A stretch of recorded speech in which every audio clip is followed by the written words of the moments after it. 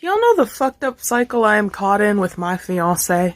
I don't know if this is because God bashed my brains in with tism. I don't know if this is because I didn't form good relationships as a child and now it's too late. I don't know if this is just because my wife is right in her observations. But when I get real happy, I want to bite. And I've known this woman for 10 motherfucking years. And she can tell when I have the urge to bite her. And she just offers me her arm. Now, the reason I do this is because I get real happy, and then my teeth get itchy, and I found the only way to quell it is biting human flesh. Preferably the person making me happy, but sometimes it's myself. This has led to my wife calling me Hannibal Lecter and a vampire, with other forms of proof on top of those observations. And since we have done this around our friend group, they now fully agree with her. And now I'm trapped. You make me sick. I think I'm gonna vomit. These girls can't take a breath without your slimy fingers on them. Roe v. Wade, subject to being overturned. 2022, you really think they would've learned? You can't take a body's organs unless they give consent, of course. You have to choose to be a donor. That's not something you can force. Women plead, my body, my choice, but you retort in 2022. Girls have less rights than corpses. Old white men out here debating abortion. They don't make the world how we want it to be. The ideas in their heads must be so important. Or maybe we should just stop the guillotines. They could never realize how difficult the choice is. Being out of touch is such a common theme. Hot take, listen to the women's voices. To be heard, they really shouldn't have to scream.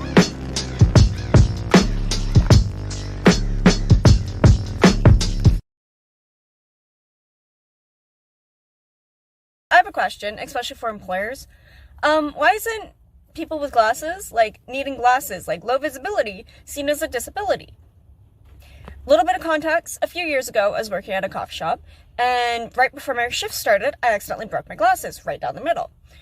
Well, luckily I had contacts, but I was a little late, and when I came in, got into work, I was like, hey, thank God, I had contacts available, or else I wouldn't have been able to come to work. My boss straight up told me, I would have had to write you up for that. Because that's not a viable excuse to miss work. And this was a few years ago, but it still stumps me to this day because I literally cannot see 2 feet in front of me without my glasses. That is how crappy my eyesight is. So, if me breaking my glasses and having no other methods to actually see clearly it's not a viable excuse to miss work. Why? Why is that so? Because, 2 feet in front of me, I can't help a customer. I can't see the goddamn road when I'm driving. Why? Felt unhinged, wrote you a banger. Might delete later. I can feel the echoes of your love causing panic attacks. Still sitting in my chest and painting echocardiograms. Therapist thinks I'm okay, but take a look at my hands. They're shaking 5, 4, 3, 2, 1, waking moments away. I think I just need some space for today. Cause I think I'm gonna snap, I think I'm gonna break. I'm gonna lose my shit if I don't fucking walk away. I think you're full of lies, I think I'm not okay. I think my medication isn't strong enough for me. You wanted honesty, you made it hard for me. I wanted someone safe and you fucked that shit up for me. I fucking trusted you, you were my everything. You were a stranger all this time, all the irony. All the irony. And I bet you're thinking, October, this is great, I might want a second verse. You're welcome. I'm so sick and tired of excuses for the villains. Never take accountability, so boring and vanilla. And I really tried to care for you, but you don't make it easy. Leaving space for someone else's drama doesn't mean I'll lose that space for meaningless garbage. You tugged at my heartstrings, you fucked up, I'm sorry. But if you don't leave me alone, I think I'm gonna snap, I think I'm gonna break. I'm gonna lose my shit if I don't fucking walk away. I think you're full of lies, I think I'm not okay. I think my medication isn't strong enough for me. You wanted honesty, you made it hard for me. I wanted someone safe and you fucked that shit up for me. I fucking trusted you, you were my everything. You were a stranger all this time, all the irony. All the irony.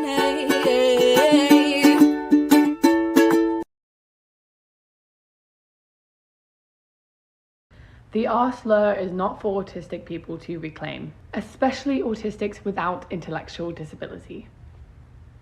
I'm really frustrated and upset that this conversation has lasted this long, but the more I read through comment sections on people's videos, the more I realize that a lot of people just don't seem to understand why this is so offensive and so wrong.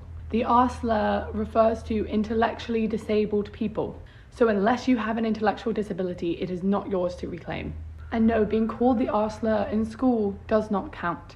The R slur is still used today to take away all rights of intellectually disabled people, to sterilize and to institutionalize them. Many intellectually disabled people do not consider the R slur something that can be reclaimed.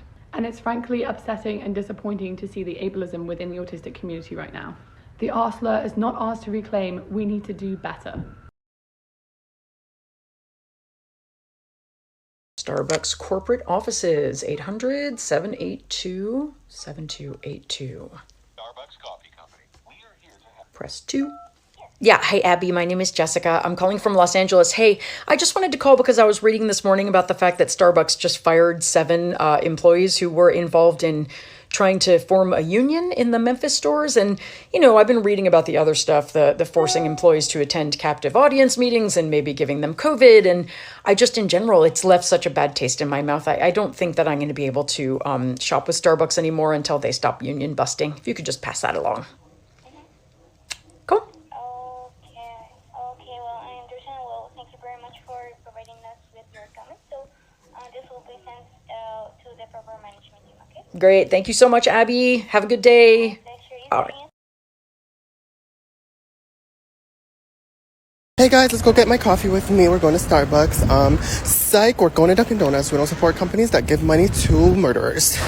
Hi, mentally ill friends. If you're somebody who experiences emotional triggers, like you have emotional dysregulation episodes, maybe you say things that you don't always mean, or you've received feedback that you say contradicting things, maybe your loved ones have told you that they find it very hard to support you when you're in that headspace, like they don't know what to say or do, then this video might help you. I have BPD, and even with 10 years of treatment, therapies, skill learning, I still have episodes, and I probably always will have episodes. But recently, I tried something brand new and it has been so helpful. It has made the world of a difference in my relationships. And I really wanted to share it with you because, I don't know, it might help you too. And that's what I'm all about, sharing the wealth, baby. I have come to the realization that I often expect people to read between the lines. Like they should know me well enough to know that when I say A, it means B. And when they don't do it, I get so disappointed and hurt. It makes my episode bigger. It upsets me further. And I've had a really important person in my life recently tell me that makes them feel really confused and unsafe. So I humbled myself